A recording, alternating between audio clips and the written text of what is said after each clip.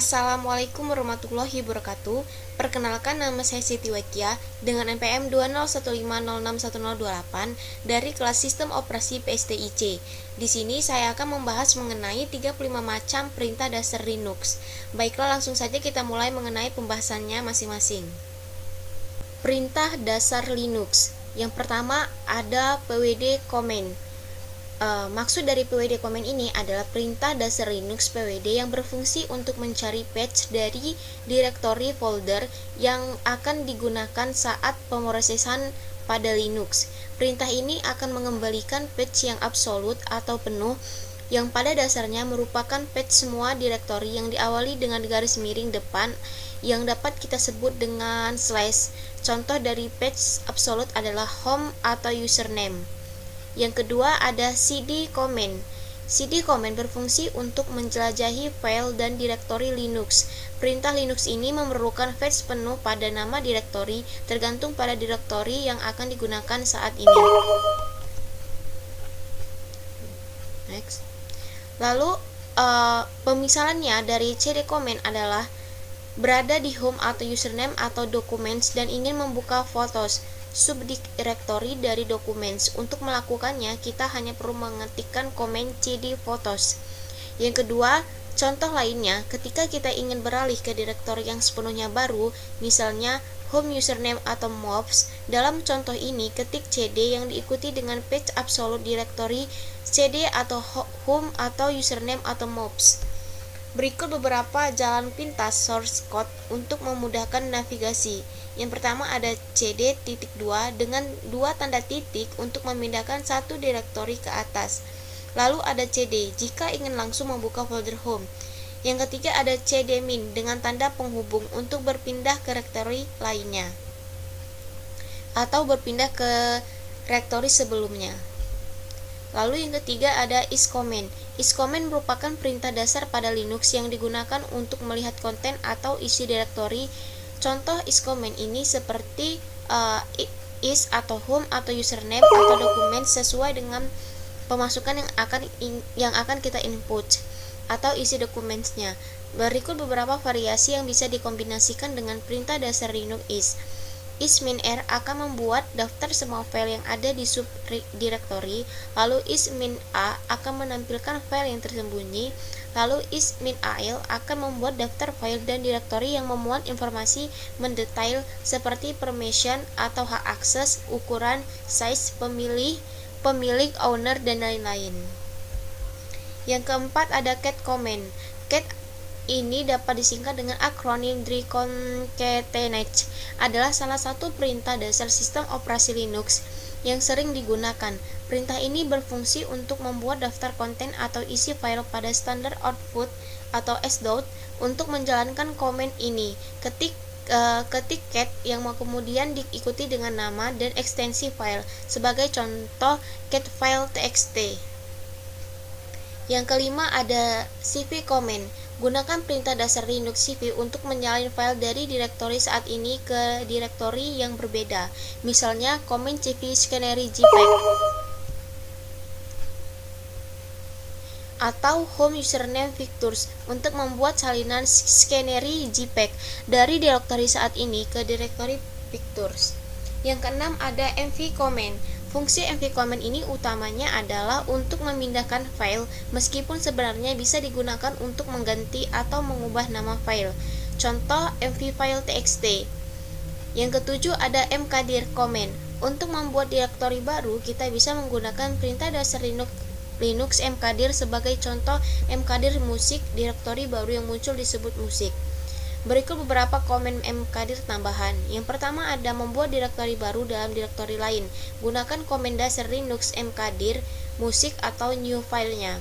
Yang kedua ada gunakan opsi p atau dapat disebut dengan parents untuk membuat direktori di antara dua direktori yang sudah ada. Misalnya mkdir min p musik 2021 new file. Ini pilih salah satu saja ya untuk membuat file baru pada tahun 2021.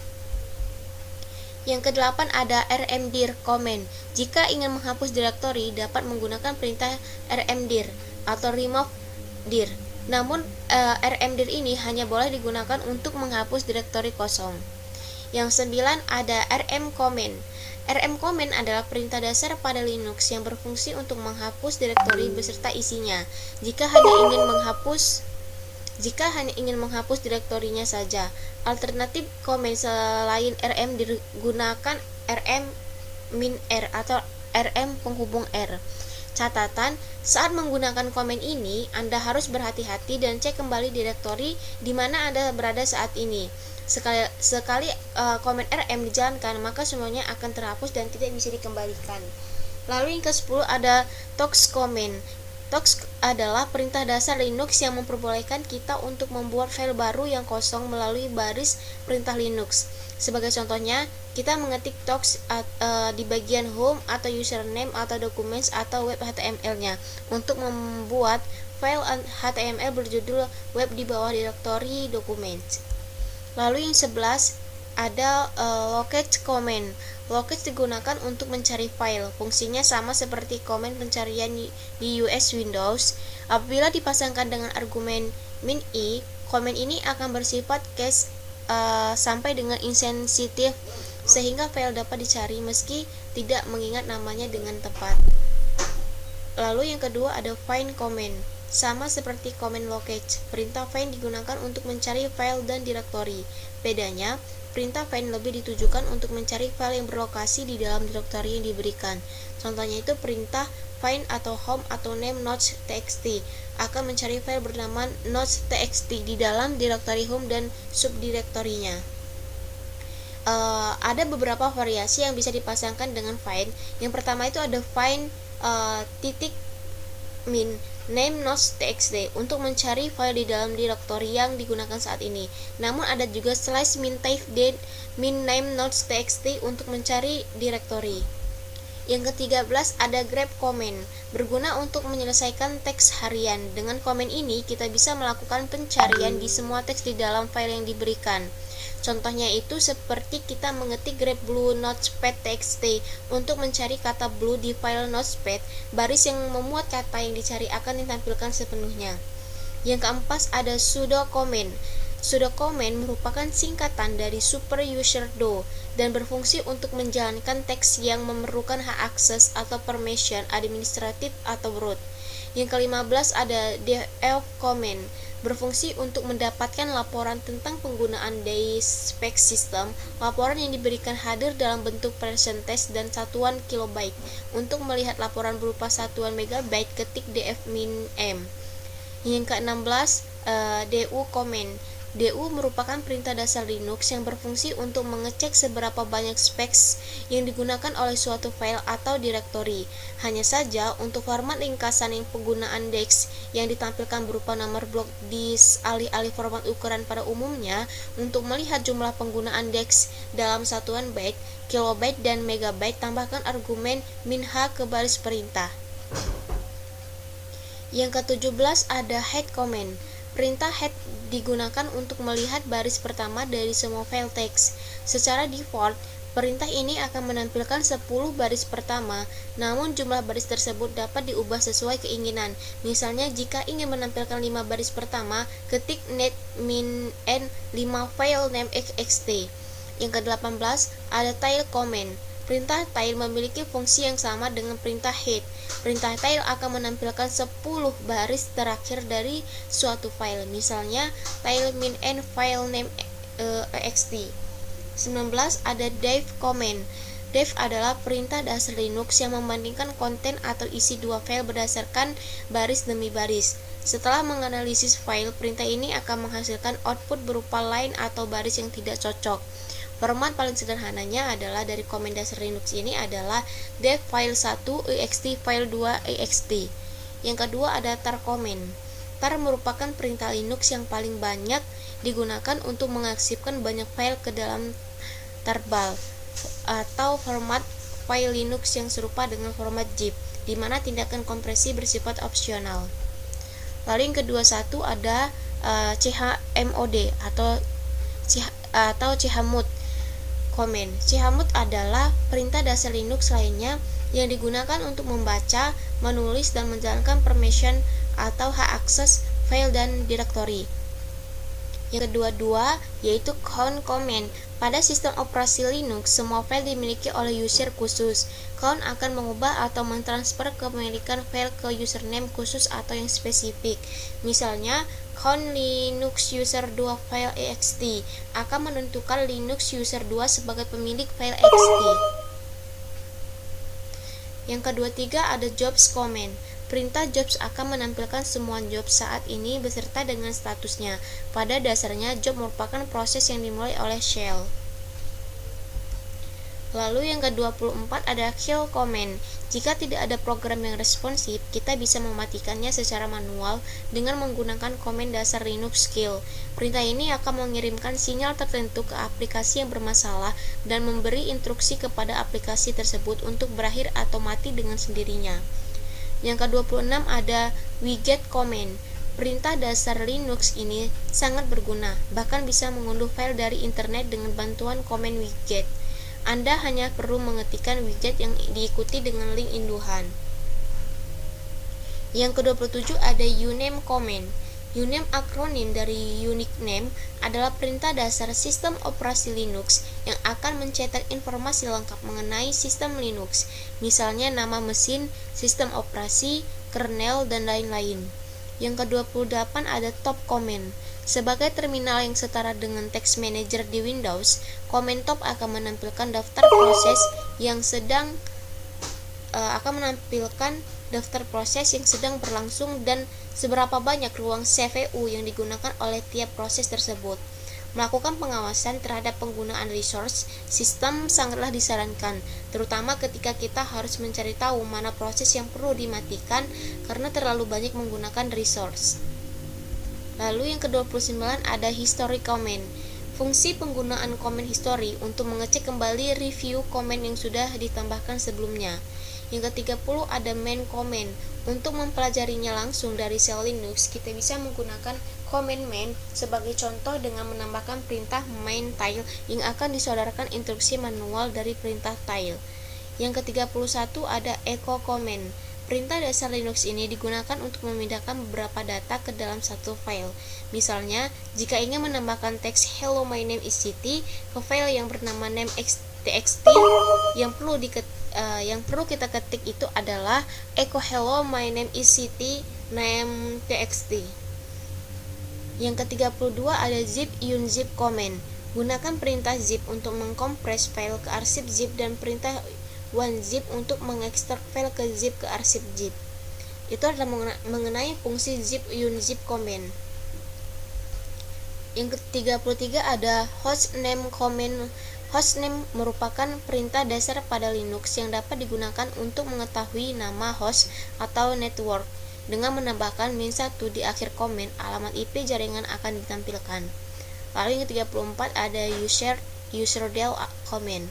Linux adalah sistem multi-user dan ini berarti ada banyak orang yang bisa berinteraksi di dalam satu sistem yang sama pada waktu bersamaan. Userd adalah perintah dasar Linux yang digunakan untuk membuat user baru, sedangkan password untuk menambahkan password ke akun user tersebut. Untuk menambahkan user bernama Siti, misalnya cukup ketikkan userd Siti dan password 123456778 untuk menambahkan passwordnya. Yang terakhir ada WHO.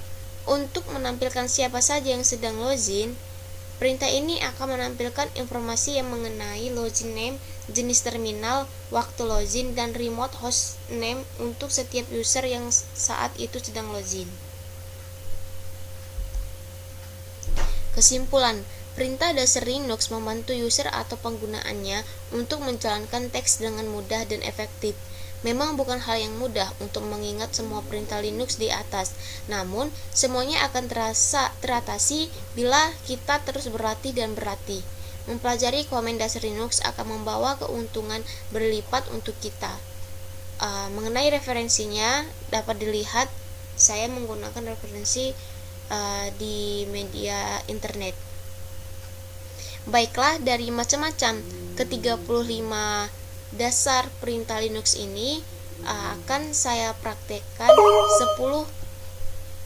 Saya akan mempraktekkan 10 dari 35 dasar Linux ini ke dalam perangkat Linux tersebut. Baiklah, langsung saja kita mulai. Baiklah, di sini kita akan melanjutkan saja untuk mengenai beberapa contoh perintah dasar direktori pada sistem Linux.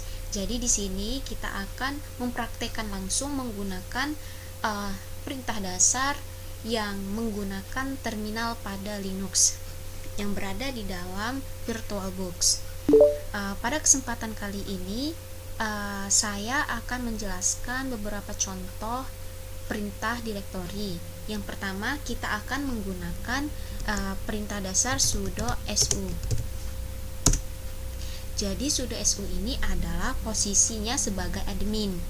Nah, setelah kita memasukkan sudo su, kita akan diminta untuk memasukkan password terlebih dahulu.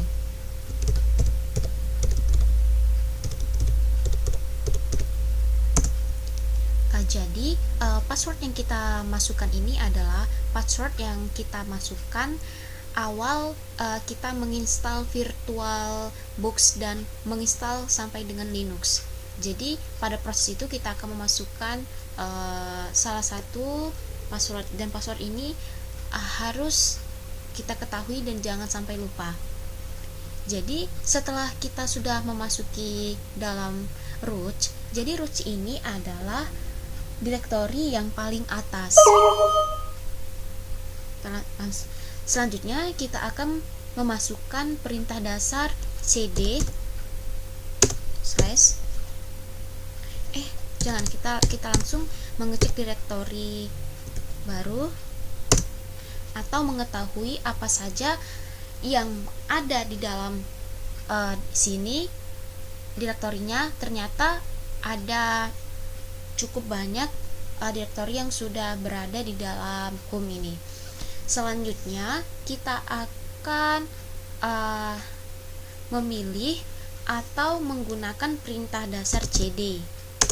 Nah, jadi perintah dasar cd ini adalah untuk menjelajah file dan direktori Linux. Perintah Linux ini memerlukan fetch penuh atau nama direktori yang tergantung pada direktori yang akan kita buat. Sebelumnya kita juga akan memasukkan perintah lainnya, sehingga kita akan mengetahui apa saja yang akan kita buat dan posisi root tersebut itu berada di dalam dokumen yang sudah tersimpan. Selanjutnya kita di dalam dokumen ini kita memilih salah satu yang ingin kita ketahui dan ingin kita kerjakan.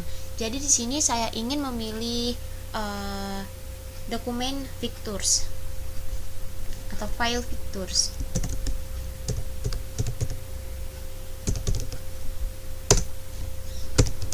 Kita menggunakan perintah pwd.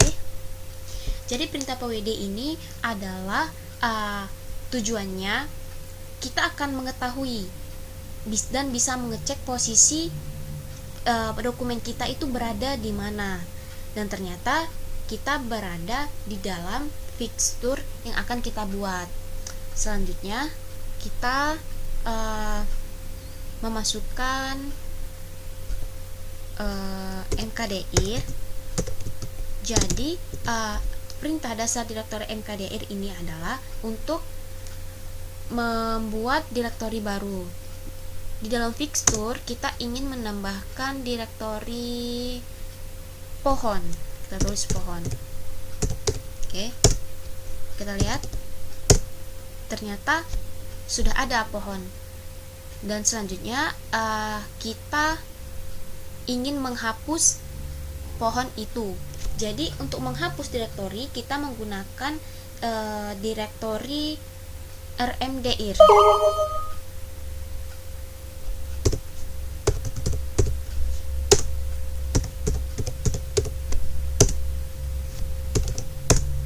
Tidak ada kan? Selanjutnya untuk memindahkan file itu kita dapat menggunakan beberapa contoh direktori lainnya. Kita clear terlebih dahulu. Baiklah, untuk memindahkan atau menghapus file kita juga dapat menggunakan beberapa contoh perintah direktori yang berada pada sistem Linux. Baiklah, langsung saja kita coba. Pertama, kita ingin mengetahui isi direktorinya terlebih dahulu, dan ternyata di dalam direktori ini terdapat beberapa macam file yang berada di dalam direktorinya.